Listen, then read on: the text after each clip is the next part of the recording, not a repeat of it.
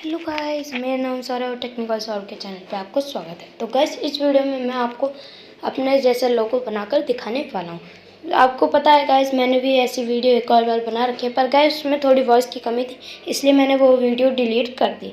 और गाइस इस वीडियो में जो भी मैंने बैकग्राउंड या मेटल टेक्सचर लिया है उसकी डाउनलोड लिंक मैंने डिस्क्रिप्शन में दे रखी है। और हाँ गाइस, पिक्सेलैब ऐप की भी लिंक मैंने डिस्क्रिप्शन में दे रखी है। तो गाइस चलते हैं इंट्रो के बाद पिक्सेलैब स्क्रीन।